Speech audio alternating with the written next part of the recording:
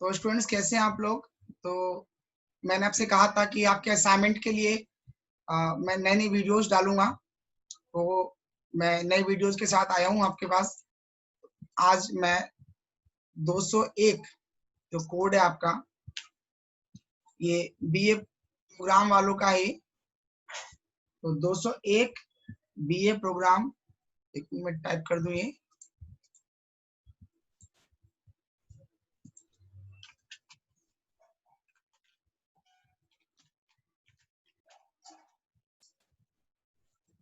ये उनके लिए ये वीडियो है।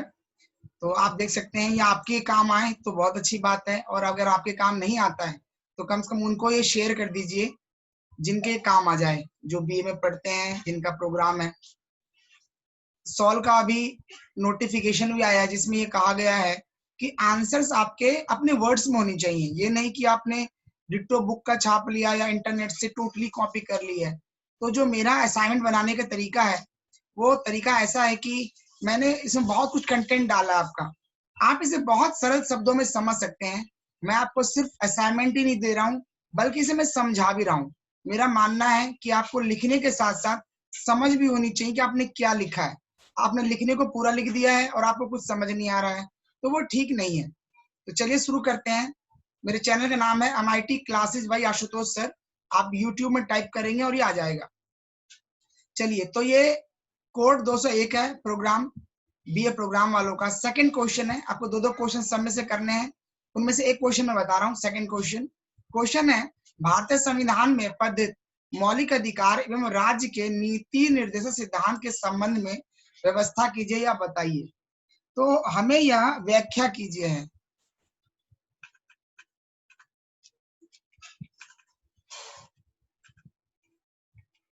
व्याख्या कीजिए। तो जो आप पहले समझ जाइए कि भाई मौलिक सिद्धांत या मौलिक अधिकार क्या होता है। तो मौलिक अधिकार आप छठी क्लास से पढ़ते हुए आ रहे हैं कि मौलिक अधिकार वह अधिकार होते हैं जो मूल रूप से आवश्यक होते हैं। जैसे मैं आपसे कहूं कि हमारी मौलिक आवश्यकता क्या है, तो हमारी मौलिक आवश्यकता क्या है स्टूडेंट्स? हमारी मौलिक आवश्यकता है कि हमें रोटी कपड़ा मकान तो चाहिए, कम से कम जी उतना तो दो। तो मौलिक अधिकार जिससे हमें ये मिल सके, उसे हम लोग बोलेंगे मौलिक अधिकार। और नीति निर्देशक सिद्धांत क्या होता है, मैं आगे आपको व्याख्या करके बता रहा हूँ। आप बस इसको देख लीजिए और साथ साथ स्क्रीनशॉट लेते चलिए। तो मैंने आपसे कहा था कि हम अपने आंसर को भूमिका में बांटना है। 2-3 जगह हम अर्थ बताएंगे, आवश्यकताएं बताएंगे और लास्ट में निष्कर्ष बताएंगे। तो मैंने पूरा इस वीडियो में बताया है। तो देखिए, हमारा ये पहला जो क्वेश्चन है कि भारतीय संविधान, तो पहले मैंने भारतीय संविधान को थोड़ा सा व्याख्या किया। भारतीय संविधान की विशेषता बताइए। भारत का संविधान विश्व का सबसे बड़ा लिखित, अद्भुत और विशाल एवं सहभागी संविधान है। देखिए, ये बिल्कुल अपने वर्ड्स है मेरे। ये वर्ड्स आपको कहीं भी इंटरनेट, गूगल ऐसे आपको इस तरीके से नहीं मिलेगा। और अगर आप अपने आंसर में इनको लिखेंगे तो बिल्कुल गारंटी वाली बात है कि टीचर को लगेगा कि आपने खुद से ही ऐसा लिखा है। यह संविधान विश्वसनीयता, लोकतंत्र के लिए विश्व प्रसिद्ध है। पूरे वर्ल्ड में भारतीय संविधान की तारीफ होती है। संविधान निर्माताओं ने तत्कालीन उस समय की समस्या और भविष्य की चुनौती से निपटने के लिए, शोषण से बचाने के लिए नागरिकों को मौलिक अधिकार दिए थे। अगर मौलिक अधिकार, मैंने इसकी तुलना जल से की है, आपको लगता है कि जल इसके लिए ठीक वर्ड है तो ठीक है, अदरवाइज आप अपने हिसाब से लिख सकते हैं। मुझे लगा तो मैंने इसकी तुलना जल से की है। क्यों, मैं उसका वजह भी बता रहा हूँ। तो मौलिक अधिकार की तुलना जल से की जाए तो शायद गलत नहीं होगा, क्योंकि बिना जल के जीवन संभव नहीं है और बिना मौलिक अधिकार के विकास संभव नहीं है। आप 2-4 लाइन आगे भी बढ़ा सकते हैं। यदि विकास नहीं होगा, यदि विकास नहीं होगा तो मानव का जीवन पशु समान हो जाएगा। और आप अपने बेहतर तरीके से और एक्सप्लेन करना चाहें, मेरा मकसद यही है कि सिर्फ आप छापे नहीं बल्कि आप समझे भी। तो ये मैंने संविधान का जिक्र किया। फिर मौलिक अधिकार का अर्थ, मैंने कहा कि मौलिक अधिकार को मौलिक ही क्यों कहा जाता है। देखिए, ऐसा लिखने का तरीका आपने पढ़ा था 12th में भी कि जो हमारे बहुत से इतिहासकार थे वो पहले एक लाइन डाल देते थे ऊपर में और फिर उसके बाद वर्णन करते थे। तो मैंने भी लिखा है क्यों कहा जाता है, क्योंकि इन अधिकारों को मौलिक इसलिए कहा जाता है क्योंकि इन्हें देश के संविधान में स्थान दिया गया है तथा संविधान में संशोधन की प्रक्रिया के अतिरिक्त किसी और प्रकार से इसमें बदलाव नहीं किया जा सकता। सिर्फ संविधान में संशोधन के द्वारा ही इसको किया जा सकता है बदलाव। मैं पूरा नहीं पढ़ूंगा, वीडियो काफी लंबा हो जाएगा। स्टूडेंट्स कई सारे कमेंट करते हैं कि सर आप लिख दो, हम पढ़ के समझ लेंगे क्योंकि आपकी भाषा बहुत सरल है। तो आप इसको पढ़ लेंगे, बहुत सरल भाषा मैंने लिखा है। हमें संविधान की आवश्यकता क्यों है? क्योंकि मौलिक अधिकार की आवश्यकता ऐसे है जैसे हमारे लिए हवा पानी का है, क्योंकि बिना हवा पानी के हम जीवित नहीं रह सकते हैं, परंतु मौलिक अधिकार के बिना हम विकास भी तो नहीं कर सकते हैं। अर्थात हमें शिक्षा, रोजगार, समान अवसर नहीं मिलेगा। इन मूलभूत आवश्यकता के बिना पशु के समान ही तो हमारा जीवन हो जाएगा। इसीलिए हम कह सकते हैं कि भाई मौलिक अधिकार हमारे लिए क्या है? आवश्यकता है। आप स्क्रीनशॉट लेकर और आप आंसर को सभी पॉइंट्स ना लिखें, आपको जो आवश्यक लगे कुछ अपने कुछ मेरा मिला करके बेहतर आंसर लिख करके आप दें। और सच में मानिए जो चेक करेंगे प्रोफेसर वो बिल्कुल चौंक जाएंगे आपके आंसर से। मौलिक अधिकार के बारे में हमारे संविधान में क्या कहा गया बच्चों? तो मौलिक अधिकार का वर्णन संविधान के भाग 3 में है, और याद भी रखिए हमेशा, ठीक है। और अनुच्छेद 12 से लेकर 35 तक इनका जिक्र किया गया है, जिसमें से 12, 13, 33, 35, 34, 35 इनमें मुख्य रूप से महत्वपूर्ण अधिकार का वर्णन किया गया है। आप जानते हैं पहले 7 अधिकार था, लेकिन 44वां संशोधन करके उस संपत्ति का अधिकार जो है उसे हटा दिया गया। अब 6 मौलिक अधिकार हमें मिले गए हैं, 14 से 18, 19 से 22, 23 से 24, 25 से 28, 29 से 30 और 32। कई बच्चों की समस्या होती है, सर हम प्रश्न में तो लिख लेते हैं लेकिन हमें याद नहीं रहता। चलिए एक छोटा सा मैं ट्रिक बताता हूं आपके लिए। 14 से 18 में समानता का अधिकार है। अगर एक छोटा सा ट्रिक मैं आपके लिए बता दूं यहाँ पर, तो मैं देखिए मैं लिख देता हूं, आप अभी लिखने के साथ इसे याद भी कर लेंगे तुरंत। सिर्फ आप 1 मिनट एक्स्ट्रा दीजिए बस। देखिए थोड़ा सा सोच करके देखिए, 14 से 18 वर्ष का जब कोई छात्र होता है तो वो क्या चाहता है? वो चाहता है कि उसमें लड़का लड़की में समानता हो, है ना। हम भी चाहते हैं कि भाई अभी तो बच्चे छोटे हैं, इनको समानता दो। तो 14 से 18 वर्ष में क्या मिलता है? समानता। इसे वर्ष मान लेते हैं थोड़ी देर के लिए से हम लोग, और आप देखिए आपको याद हो जाएगा। आप सिर्फ 1 मिनट का समय दीजिए, मैं आपको याद करा देता हूँ। 14 से 18 वर्ष में सभी बच्चों को क्या मिलती है? समानता। तो याद रखिए 14 से 18 अनुच्छेद में समानता का अधिकार है। आगे बढ़िए, 19 से 22 साल का जब छात्र हो जाता है तो मम्मी पापा से क्या कहता है? अब हमें छूट दे दो, अब हम बहुत स्कूल हो लिए, 18 वर्ष तक स्कूल हो लिए 12वीं क्लास में, हमें थोड़ी सी आजादी दे दो। मतलब क्या दे दो बच्चों? स्वतंत्रता दे दो। स्वतंत्रता दे दो कब? 19 से 22 साल की उम्र में। मतलब 14 से 18 साल में समानता दो जी, बच्चे छोटे हैं लड़का लड़की, और 19 से 22 में क्या दो? स्वतंत्रता दे दो। अच्छा जी, अब एक दुकानदार है बच्चों, वो 23 का सामान 24 का बेचता है। 23 का सामान 24 का बेचता है, तो वो हमारा क्या कर रहा है? शोषण कर रहा है। भाई तू क्यों बेच रहा है? तो 23 का सामान 24 का बेच रहा है, शोषण कर रहा है हमारा वो नालायक। तो 23 से 24 शोषण का अधिकार हो गया। अच्छा जी, इसके अलावा 25 साल तक आते आते उम्र शादी को हो जाती है।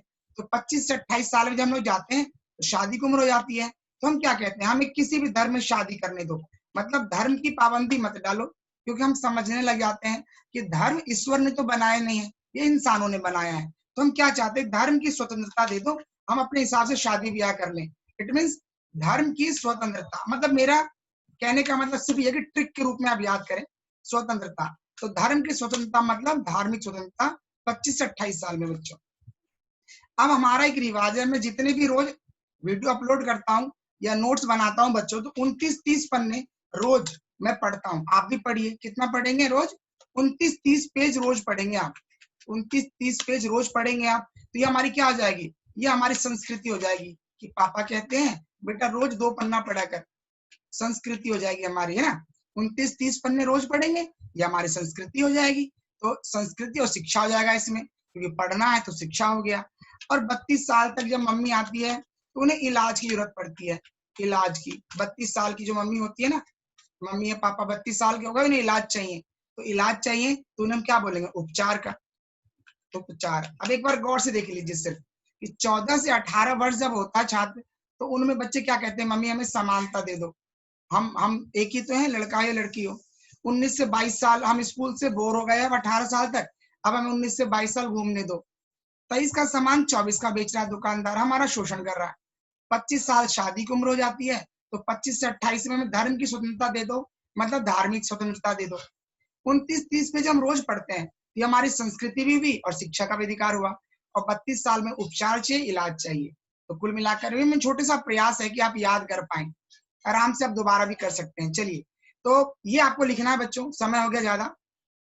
नीति निर्देशक सिद्धांत क्या होता है, मैंने आपको शुरुआत में नहीं बताया, अब बता देता हूँ कि नीति निर्देशक सिद्धांत का मतलब है छात्र कि नीति बनाने का। देखिए, मैंने बहुत सिंपल भाषा में लिख रखा है, ऐसे सिद्धांत जो नीति बनाने का निर्देश देता है, आदेश देता है। आप सोचिए, हमारी गवर्नमेंट जितने भी नियम बनाती है, कोई तो नियम बनाता होगा ना। आप एक कोरोना का उदाहरण दे देना। वर्तमान समय में जो भी आजकल हमारे मोदी या प्रधानमंत्री, मुख्यमंत्री, जो भी गवर्नर या हम कहें एसडीएम, एसडीओ, बीडीओ, जो भी अभी कार्य कर रहा है, कोई तो उन्हें ऑर्डर देता होगा ना। कौन देता है? नीति निर्देशक सिद्धांत। मतलब वो चाह कर भी ऐसा कोई नियम नहीं बना सकते जो जनता के खिलाफ हो। तो देखिए, मैंने बहुत सरल भाषा में लिख रखा है, नीति निर्देशक सिद्धांत कैसा सिद्धांत होता है? जो नीति बनाने का निर्देश देता है, ऑर्डर देता है, प्रार्थना करता है, सलाह देता है, उसे ही नीति निर्देशक सिद्धांत कहते हैं। यह सिद्धांत राष्ट्र और राज्य को आदेश देता है, सलाह देता है कि ऐसे नियम बनाएं तो सामाजिक विकास में सहायक हो, जिससे लोगों को रोजगार मिले, समानता मिले, न्याय मिले। उसे क्या बोलते हैं बच्चों? नीति निर्देशक सिद्धांत। बाकी आप और पढ़ लेना। नीति निर्देशक सिद्धांत 3 रूप में है, सामाजिक आर्थिक, सामाजिक सुरक्षा और सामुदायिक कल्याण। 3 हिस्सों में बांटा है हमने, सामाजिक, आर्थिक और सामुदायिक कल्याण। आप इसे पढ़ना डिटेल वाइज, बहुत सरल शब्दों में लिखा है मैंने कि भाई समाज का भी विकास हो, आर्थिक रूप से भी सबका भला हो, रोजगार मिले। ये सिद्धांत बताता है कि भाई ये सब चीज तो करना पड़ेगा तुम्हें, तुम सरकार में चुनकर आ गए तो तुम्हें ये सब करना पड़ेगा। इसके अलावा ये 3 ग्रुप में हमने बांटा है। फिर प्रश्न में था बच्चों, इनके भी संबंध बताना है, मौलिक अधिकार और नीति निर्देशक। देखिए, मैंने बहुत सरल शब्दों में लिखा है, दोनों एक दूसरे के लिए आवश्यक है। ये थोड़ा सा गलत टाइप हो गया है, यह आवश्यक है। ये दोनों एक दूसरे के लिए क्या है बच्चों? देखिए, मैंने बिल्कुल ओन वर्ड्स में टाइप किया है, आपको बिल्कुल अपने शब्दों जैसा लगेगा। तो मौलिक अधिकार और नीति निर्देशक दोनों ही हमारे लिए आवश्यक है। दोनों का मूल उद्देश्य जनता का विकास करना है। आजादी के बाद से ही भारत नागरिक विकास, समानता एवं न्याय के लिए गंभीर रहा है। और पंचायती राज की तो स्थापना की गई थी राजस्थान में। क्यों? इसीलिए किया गया है क्योंकि गांधी जी ने कहा था, आप लाइन डाल सकते हो कि गांधी जी ने कहा था बच्चों कि हम तब तक अपने देश का विकास नहीं मानेंगे जब तक हमारे देश के आखिरी नागरिक तक हमारा विकास नहीं पहुंचेगा। स्वतंत्रता प्राप्ति से पहले बड़ी समस्या थी, उसके बाद ये देना जरूरी था। देखिए, अगर नीति निर्देशक सिद्धांत नहीं होते तो उस समय के लोग तो बहुत अच्छे थे, ऐसा कह सकते हैं, जिन्होंने संविधान बनाया था। लेकिन वर्तमान समय में जो हमारे नेता है, बहुत अच्छे भी है, बहुत अच्छे नहीं भी है, तो वो तो इसका गलत इस्तेमाल कर लेते ना। इसलिए हमारे संविधान बनाने वाले इतने समझदार थे, इतने समझदार थे, उन्हें पता था कि भविष्य में इस तरह की कुछ गड़बड़ी हो सकती है। इसलिए उन्होंने पहले संविधान में ऐसा नियम बना दिया कि भाई नियम तो बनाना, पर नियम ऐसा मत बनाना जो कि विकास में बाधा दे सके, लोगों को रोजगार खत्म कर सके, लोगों के धर्म में बाधा डाल सके। ये दोनों में मैंने संबंध स्पष्ट किया है। आप पढ़ोगे बहुत सरल शब्दों में समझ आएगा बच्चों आपको। मौलिक अधिकार और नीति निर्देशक सिद्धांत में संविधान में भी कुछ इसका जिक्र है। संविधान में क्या जिक्र है आप पढ़कर देखिए, बहुत सरल शब्दों में है। और निष्कर्ष मैंने लास्ट में बनाया है कि मौलिक अधिकार, नीति निर्देशक सिद्धांत से ही देश का संपूर्ण विकास संभव है। मैंने कहा कि मौलिक अधिकार और नीति निर्देशक दोनों ही देश के विकास के लिए आवश्यक है। यह लोकतंत्र को मजबूत करता है। ये दोनों ही सरकार की शक्तियों पर रोक लगाकर लोकतंत्र के महत्व को 4 चांद लगाते हैं। क्योंकि अगर ये दोनों ही नहीं होंगे तो गलत इस्तेमाल हो सकता है। आप अपने शब्दों में और भी निष्कर्ष डाल सकते हैं कि दोनों ही देश में शांति और सुरक्षा के लिए भी अनिवार्य है। और भी एक आध शब्द अच्छे से बनाइए। आप इतना पढ़ने के बाद क्या 5 लाइन नहीं बना पाएंगे? आप उम्मीद है बना पाएंगे दोस्तों। तो आपका बहुत बहुत धन्यवाद वीडियो देखने के लिए। मैं फिर लास्ट में कहूंगा, मेरे चैनल का नाम आप देख लीजिए। अगर आपको लगता है कि वाकई में इससे आपको कुछ भी थोड़ा सा लाभ पहुंचा है तो आप इसको सब्सक्राइब कर देंगे प्लीज, ताकि मेरा भी मनोबल बढ़े कि मैं आपके लिए वीडियोस बना सकूं ऐसे, और आपका भी भला हो। कहते हैं कर भला तो हो भला। तो जैसे गूगल में आप टाइप करेंगे MIT classes bye Ashutosh sir, ये वीडियो आपके लिए आ जाएगा। और भी वीडियोस हैं, उनको भी आप देखिए, अगर आपको काम में आता है। बिल्कुल समय बहुत महत्वपूर्ण है बच्चों, इसका सही से इस्तेमाल करें। बहुत बहुत धन्यवाद आपका वीडियो देखने के लिए।